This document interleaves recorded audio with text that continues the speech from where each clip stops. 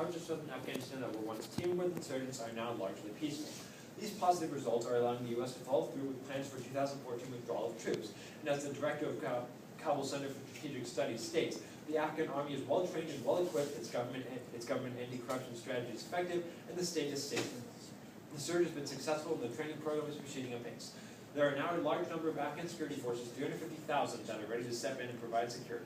With Afghanistan pacified and U.S. armies ready to soon be relieved from danger, current foreign policy continues to reduce immediate threats to national security and certainly does not undermine it. Our second contention is that current U.S. foreign policy promotes the rise of democracy and therefore stability in the Middle East.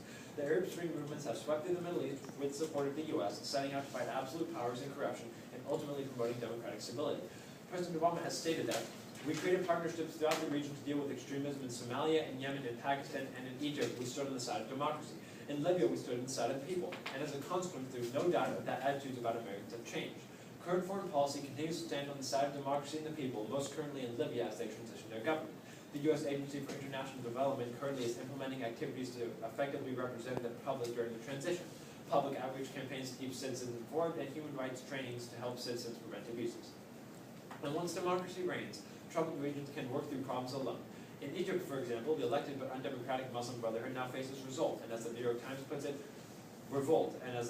puts it, thousands of protesters took to the streets for anti-Muslim Brotherhood demonstrations concerning a draft constitution peppered with Islamic references and language on freedom of expression and women's rights.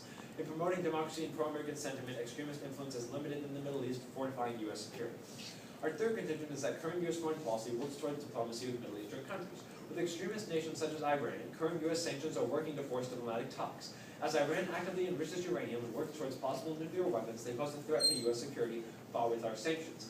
President Obama has said last week that the sanctions are crippling their economy.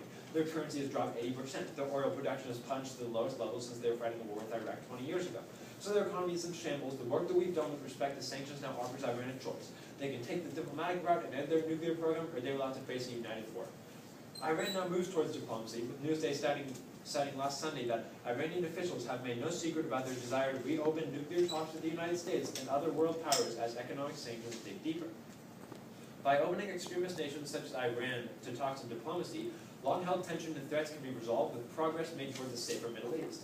It is clear that current U.S. foreign policy is in fact strengthening national security and promoting diplomacy. To win this debate, my partner and I must simply prove that U.S. foreign policy in the Middle East does not holistically diminish the general level of American security. We have proved that and moved beyond it by proving that U.S. foreign policy in fact reinforces national security by suppressing terrorism, spreading democracy, and working towards diplomacy. For these reasons, my partner and I urge you to vote negative in this debate because current U.S. foreign policy in the Middle East certainly does not undermine